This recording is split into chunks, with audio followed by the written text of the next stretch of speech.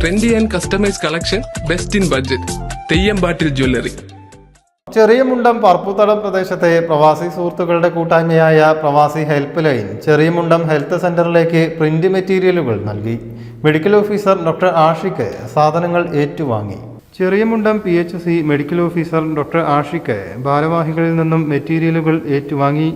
കഴിഞ്ഞ വർഷത്തെ അപേക്ഷിച്ച് നമുക്ക് 12,000-ഓളം OP ഇപ്പോൾ കൂടിയിട്ടുണ്ട്.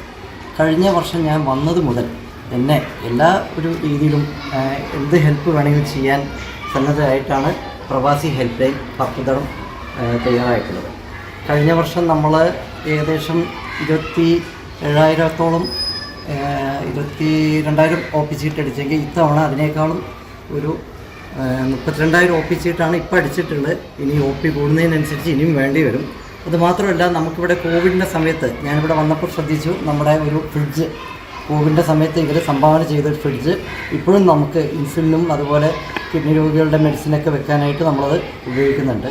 ഇനി തുടർന്നും നിങ്ങളുടെ സഹകരണം പ്രതീക്ഷിക്കണം. എന്തായാലും കൂട്ടായ്മ ഉപദേശക സമിതി അംഗങ്ങളായ Haneefa Haji Perulil, Abdul Khader Chelatt, Firdous Pottengal, general secretary Jafar Kodaniyil, Perulil Ali, Hameed Kurkkoli, Muneer Perulil, CK Yasir, UP Nasar, Salam Neeliyatt, ward member Saidali Oliyil, Basheer, Haidar, Saidalavi Haji Manchappurath എന്നിവർ നേതൃത്വം നൽകി.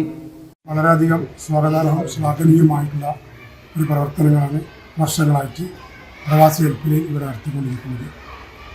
ഈ ഹെൽത്ത് സെൻ്ററുമായി ബന്ധപ്പെട്ട് നമുക്കറിയാം, ഭൂമിശാസ്ത്രപരമായിട്ട് ഈ പഞ്ചായത്തിൻ്റെ ഏറ്റവും മധ്യത്തിലാണ് ഈ ഹെൽത്ത് സെൻ്റർ പ്രവർത്തിക്കുന്നത് കൊണ്ട് തന്നെ രോഗിയുടെ ബാഹുല്യം എല്ലാ വർഷവും തോറും അത് കൂടിക്കൂടി വന്നുകൊണ്ടിരിക്കുകയാണ്.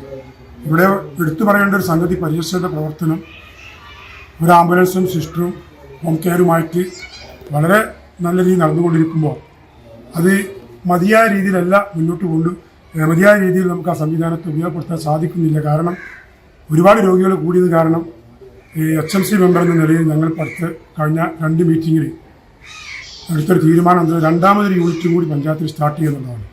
അതിന് വേണ്ടത് ഒരു വർഷത്തെ സ്റ്റാർട്ടിങ്ങിന് വേണ്ടത് ഒരു വർഷത്തെ അതിൻ്റെ മെഡിസിൻ സർക്കാർ തലത്തിൽ കിട്ടുമെങ്കിലും അതിലുള്ള ആംബുലൻസും സിസ്റ്ററും ബൈസ്റ്റാൻഡറും ഒക്കെ ആയിട്ടുള്ള ആളുകളെ നമുക്ക് സംഘടിപ്പിക്കേണ്ടത്. ഏകദേശം ഒരു 50 ലക്ഷത്തോളം സ്റ്റാർട്ടിങ് ചെലവ് വരുന്ന പദ്ധതിക്ക് ഏകദേശം ഒരു തീരുമാനം എടുത്തിട്ടുണ്ട്. നമ്മൾ പൊതുജനങ്ങളുടെ ഭാഗത്തുള്ള സഹകരണത്തോട് കൂടിയിട്ടാണ് നടപ്പിലാക്കാൻ ഉദ്ദേശിക്കുന്നത്.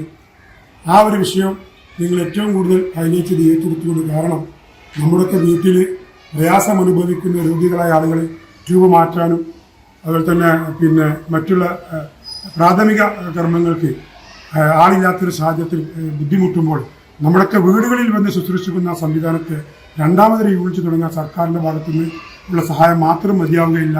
പൊതുജനങ്ങളെ കൂടി കൂട്ടിക്കൊണ്ട് നല്ലൊരു ക്യാമ്പയിൻ നടത്തുവാൻ മൊത്തത്തിൽ തീരുമാനമെടുത്തിട്ടുണ്ട്.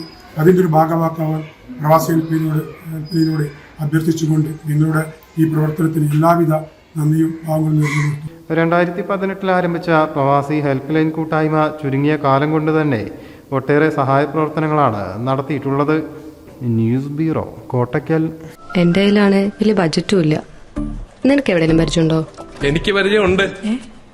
അയ്യോ സാർ, എനിക്ക് പരിചയമുണ്ടോ.